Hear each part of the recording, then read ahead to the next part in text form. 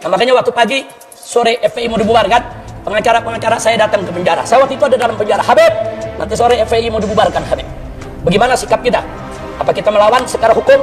Apa kita petunkan itu putusan? Karena bisa dipetunkan, saudara. Aku tergugatlah sampai Mahkamah Agung nantinya. Nah, atau bagaimana nih? Baiknya Habib, atau kita diam aja, pasrah. Saya sampaikan kepada teman-teman pengacara, kalau nanti sore dibubarkan jam 4.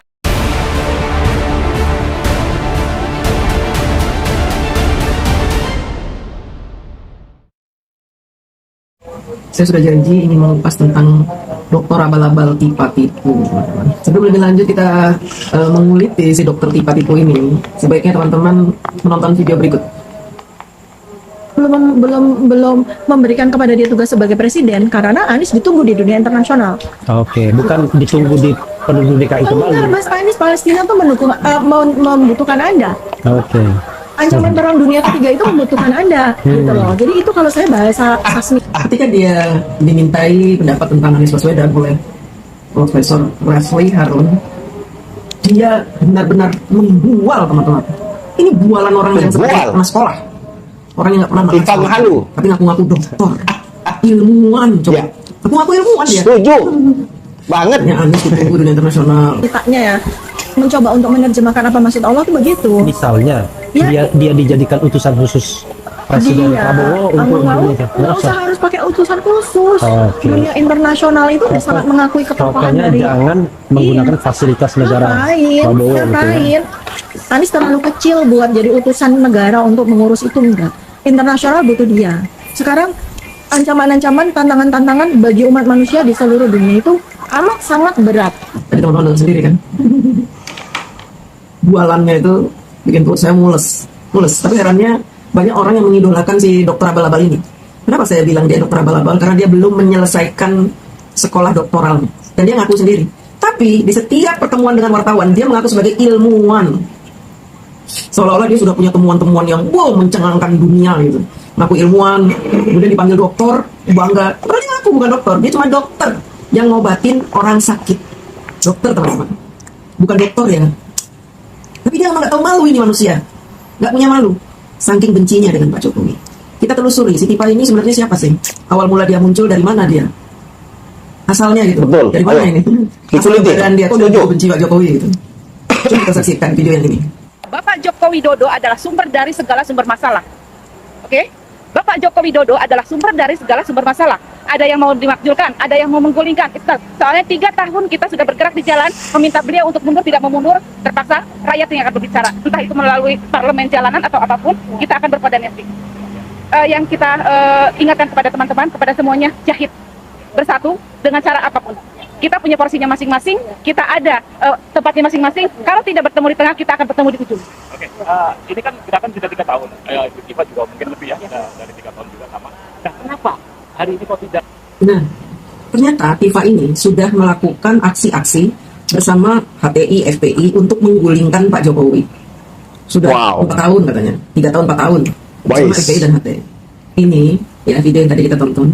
Ini video setelah selesai seminar untuk penggulingan Bapak Jokowi setelah kasus di penjaranya si Bambang Tri. Jadi mereka ini di seminar ini membuat strategi bagaimana agar Pak Jokowi bisa digulingkan.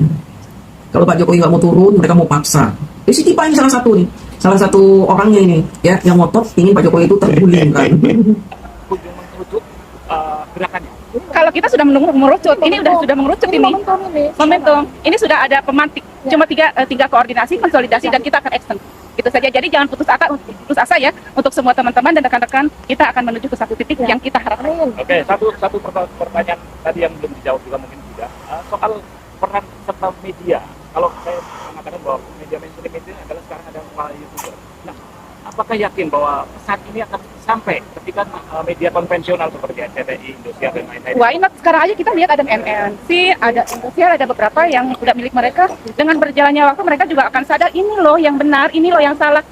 Kembalikan semua kepada Allah dan semua akan berjalan dengan baik. Oke, tadi ada yang mengerucut. Dr. Tipa, saya pengen komentar dari Dr. Tipa.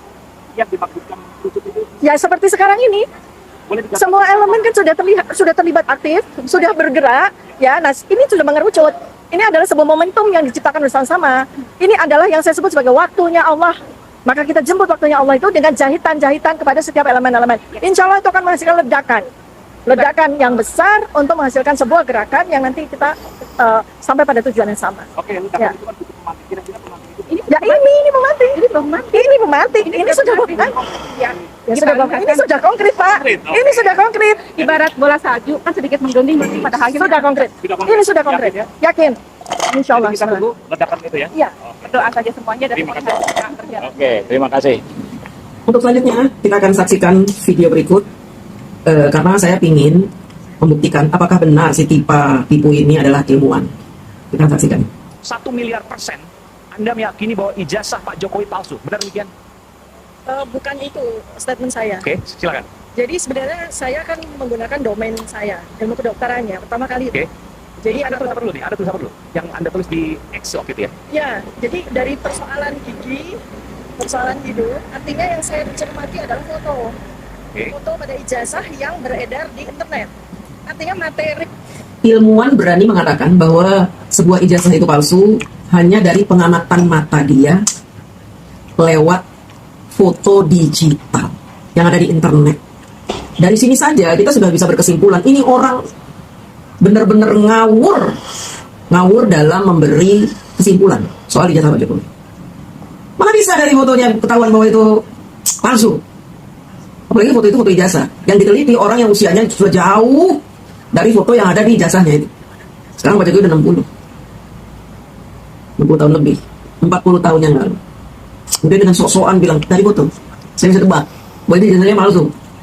Udah semua itu. Sok tahu. Dan gobloknya lagi ini, Inus. Kok nanggepin orang gila bicara itu? Ngaku-ngaku ilmuwan, diiyain aja ilmuwan. Astagfirullah. Kita lanjut ya. Kalau ini adalah ijazah yang diklaim sebagai ijazah Joko Widodo yang menjadi presiden 2014 sampai 2024, maka ini palsu. Dari mana ada Dari misalkan, Pak? mana saya melihat dari foto. Orang yang mendalami anatomi, seorang dokter itu sudah bisa membedakan. Kami punya keahlian, katakanlah ya, punya keilmuan untuk membedakan apakah foto ini, walaupun ini foto katakanlah mungkin sekitar 30-40 tahun yang lalu misalnya gitu ya, dengan foto masa muda yang orang yang sama-sama bernama Joko Widodo, yang 10 tahun kemarin itu menjadi presiden, ini jelas bukan foto beliau. Bentuk gusinya juga beda. Karena kalau beliau itu tersenyum atau tertawa itu gusinya kelihatan. Oke. Artinya struktur giginya udah jelas beda. Kemudian dagu ya, dagunya Pak Jokowi itu kotak di bawah. Sedangkan dagunya Joko Widodo waktu mahasiswa, foto itu, Foto ijazah yang foto beda. ijazah. Ini kan runcing di bawah. Oke. Ini Ngeselin ya, foto Pak Jokowi muda dibandingkan dengan Pak Jokowi saat ini. Terus dia bisa bilang bahwa ini fotonya beda. Pengetan. Dia menggunakan ilmu kedokterannya untuk menuduh. Dengan alasan bahwa dia sudah mempelajari anatomi tubuh. Tapi dia melihatnya dengan mata telanjang lewat dokumen digital. Ini kan tipu benar, menyesatkan. Ini sangat menyesatkan, teman. Karena yang dibandingkan foto lama dengan foto saat ini. Bahkan ahli digital forensik pun mengatakan bahwa tidak bisa membandingkan antara foto lama dengan foto sekarang, nggak bisa. Karena pasti akan berbeda jauh. Kualitas fotonya, kemudian usia objek yang di dalam foto itu. Kalau yang foto Pak Jokowi muda dengan Pak Jokowi yang tua, dibandingkan ini jelas tidak matching, nggak bisa. Kalau mau membanding-bandingkan sama atau tidak sama, itu harus menggunakan foto dengan kualitas dan isi yang sama. Inilah salah satu siasat busuk dari Dr. Abal-abal ini untuk mengelabui kita, untuk membodoh-bodohi kita.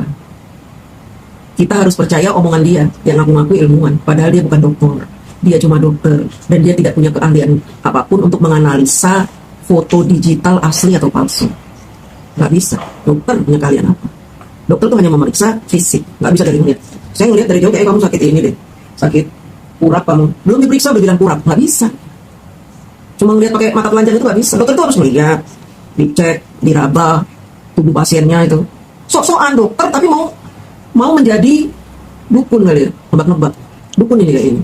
Makanya dia juga pernah sempat viral itu berita dia di X itu, katanya dia meramal nanti tahun 2029 yang akan menjadi presiden itu AHY. Wah, rame itu ramalan dia itu. Dan orang banyak yang percaya. Waduh, aja orang yang percaya. Orang kayak gini dipercaya. Tipu-tipu ya teman-teman ini. Dusta dia. Supaya teman-teman tahu sebenarnya Tifa ini punya ijazah apa saja. Ini dia merekam sendiri nih. Dia punya ijazah apa saja, lulus dari mana. Kita dengarkan teman-teman. Sekarang kalau ada juga yang menyebutkan dokter palsu, loh ini bagaimana ceritanya kok jadi dokter palsu? Karena gelar dokter saya ini sekarang kok jadi juga diragukan keasliannya. Maka baiklah nih, saya udah mempersiapkan beberapa ijazah asli saya ya. Saya mau ikut-ikutan Mbak Amin Rais nih ya gitu. Bahkan mungkin ya akta kelahiran saya sekalian ya. Supaya nama saya itu jelas Tifo Ziatiasuma, anaknya siapa nih akta kelahiran saya nih, Tifo Ziatiasuma ya. Lalu saya mau tunjukkan ijazah SD saya nih ya. Saya imut banget fotonya. Ini saya tutupin karena belum pakai jilbab. SD Muhammadiyah. Kemudian ijazah SMP saya nih. Ya, nih saya tutup lagi nih. Asli ijazah SMP 8 Yogyakarta. Kemudian ijazah SMA saya nih. Ijazah SMA saya asli SMA Negeri 2 Yogyakarta. Lalu setelah lulus SMA saya menempuh kuliah nih, terima di Fakultas Kedokteran Universitas Gadjah Mada. Nah ini ijazah saya nih, ijazah dari Universitas Gadjah Mada tuh saya dapat 3 loh. Dapat 3 nih. 1 ijazah S1, 2 ijazah sebagai dokter ya, 3 ijazah sebagai master nih ya. Ini yang ijazah S1 ya, saya mendapatkan gelar S.Cat nih, kayak begini nih ijazahnya. Ada nomor 2 di kiri sama di kanan ya, lalu kemudian foto ada di cap stempel seperti ini ya. Kalau di kedokteran nggak pakai materai, jadi seperti ini, tulisan namanya tuh indah sekali, pakai tulisan indah ya. Kemudian abis itu saya mendapatkan gelar dokter, jadi ini asli ya, ini asli ijazah dokter saya nih, tuh ijazah dokter ya, ijazah dokter. Telah menyelesaikan dengan baik dan memenuhi semua persyaratan pendidikan profesi kedokteran di Fakultas Kedokteran dan mendapatkan gelar dokter beserta segala hak dan kewajiban yang melekat pada profesi tersebut ya. Lalu habis saya mendapatkan gelar dokter, ijazah dokter ini, lalu saya dapat lagi sertifikat dari negara. Namanya waktu itu ya, di zaman saya itu namanya SID, Surat Izin Dokter atau SP, Surat Penugasan ya. Jadi zaman saya ketika lulus dokter itu kami mendapatkan SID atau SP, Surat Izin Dokter atau SP, Surat Penugasan sebagai dokter. Artinya siapapun juga yang mendapatkan gelar dokter seperti ini itu memiliki hak dan kewajiban, nggak cuma hak ya, tapi juga kewajiban untuk menjalankan profesinya sebagai dokter dimanapun dia berada. Ya, ini beda konsep ya sama STR sama SIP ya. SID atau SP itu adalah hak dan kewajiban dari seseorang siapapun juga yang mendapatkan gelar dokter. Nah, untuk Anda ketahui ya, gelar dokter itu tidak bisa dicabut oleh siapapun kecuali Allah Subhanahu wa taala ya. Jadi orang berhenti menjadi dokter ya kalau dia udah wafat gitu kan. Jadi nggak ada siapapun juga, karena ijazah dokter itu benar-benar diraih oleh seseorang yang berjuang untuk mendapatkan gelar profesi dokter tersebut. Lalu habis itu saya menempuh lagi ya, belajar lagi nih saya untuk gelar master di Universitas Gadjah Mada lagi ya.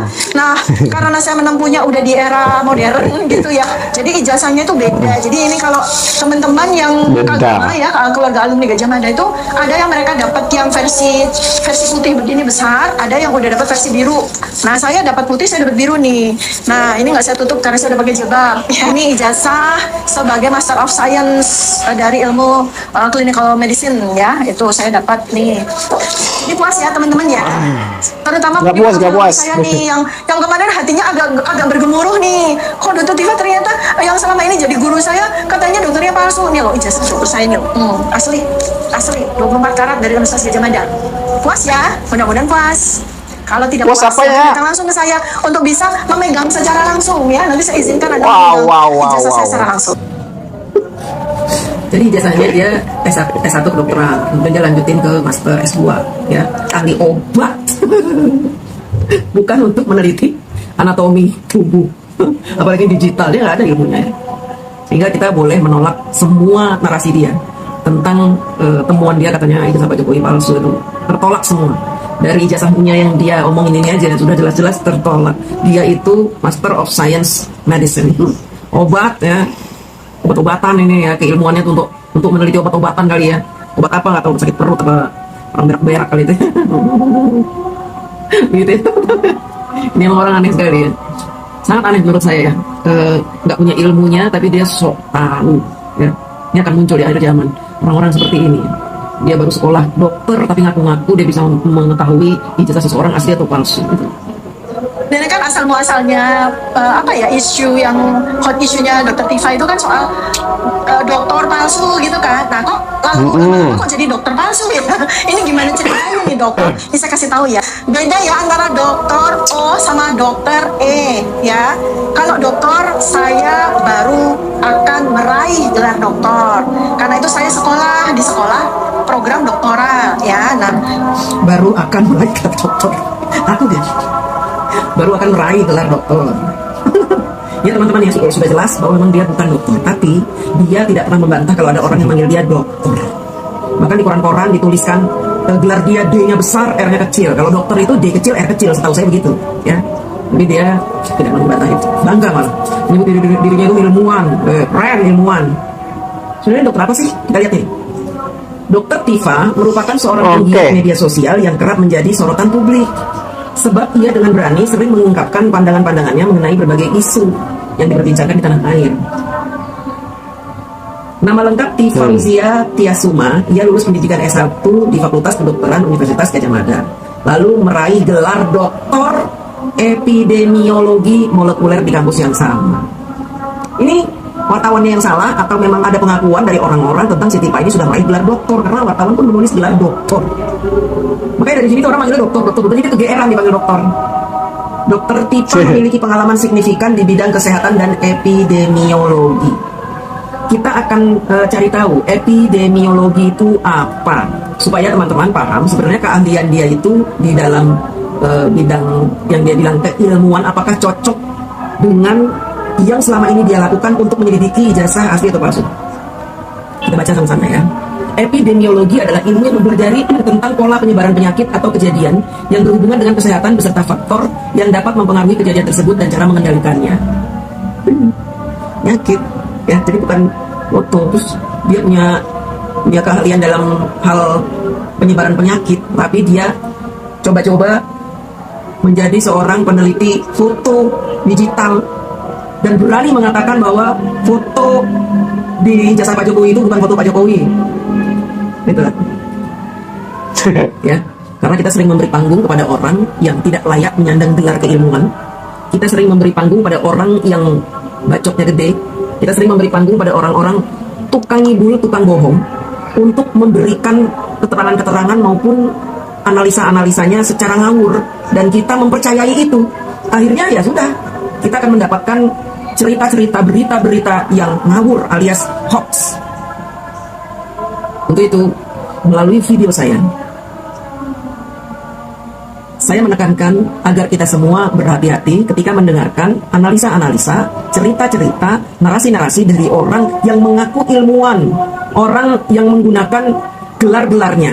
Hati-hati, karena tidak semua orang yang bergelar banyak itu dia akan bicara benar. Dari cerita, analisa dia itu atau narasi-narasi dia itu isinya penuh dengan kebencian untuk mendiskreditkan seseorang. Seorang ilmuwan, seorang dengan kepakaran, ilmu yang tinggi, keahlian tertentu berdasarkan pendidikan yang dia pernah raih. Ketika dia diakui sebagai seorang pakar, maka dia boleh melakukan analisa, penelitian, dan keterangan jika diminta. Kalau nggak ada yang minta, dia melakukan itu atas inisiatif dia dan kelompoknya, maka sudah bisa dipastikan bahwa dia ini adalah orang-orang yang ingin membuat heboh negara ini.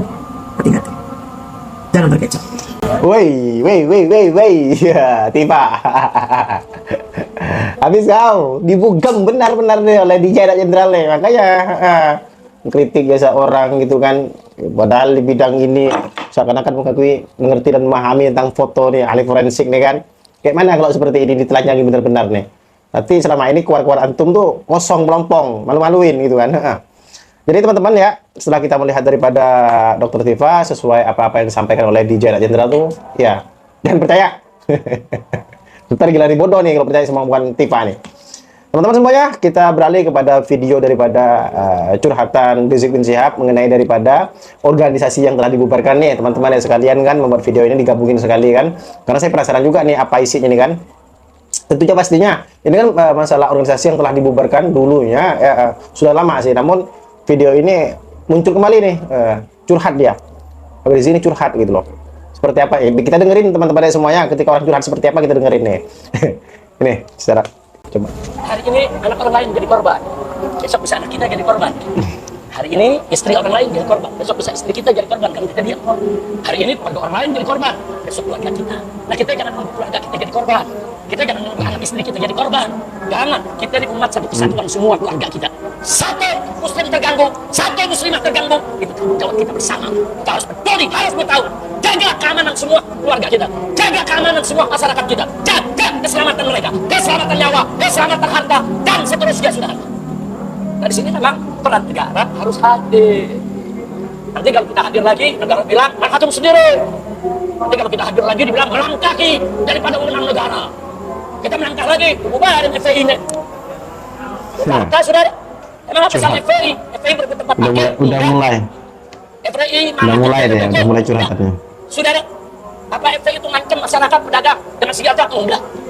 FPI melakukan dakwah amar ma'ruf nahi munkar dan kemanusiaan. Dibubarin. Mau bubarnya galak lagi.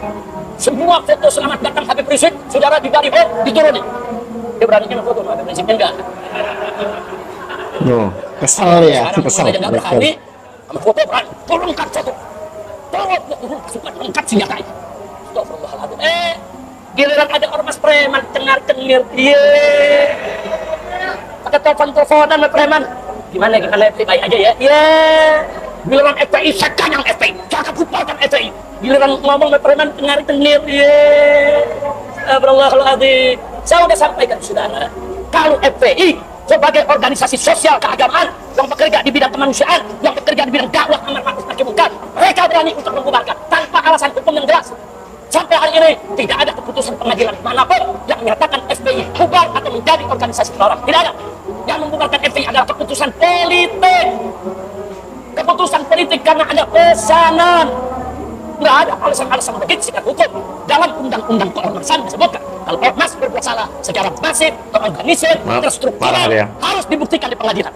Dan pengadilan yang harus membubarkan. Tidak ada sih kalau FPI. Tidak ada FPI dibubarkan, sudah oleh pengadilan.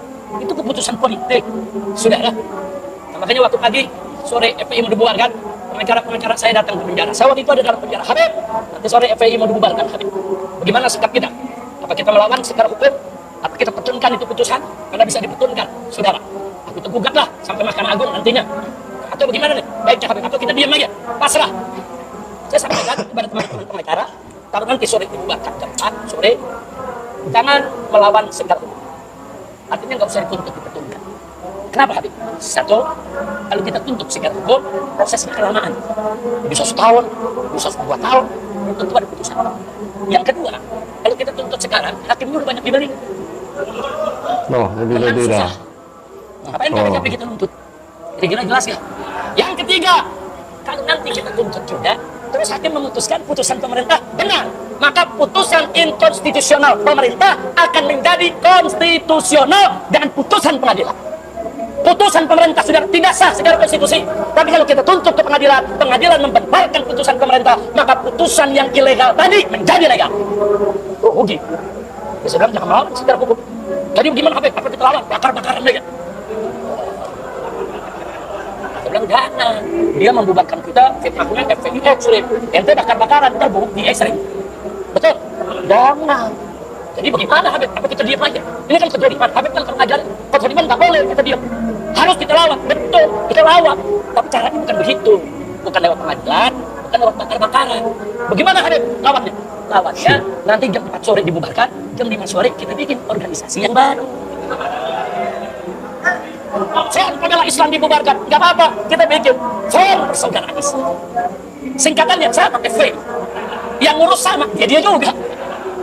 Lambangnya tinggal robah dari segitiga jadi bulat. Pusing-pusing amat, saudara. Betul, betul. Nah, kalau nanti dibubarkan lagi, bikin lagi Front Pecinta Islam. Singkatannya dibubarkan lagi, ganti lagi Front Pejuang Islam.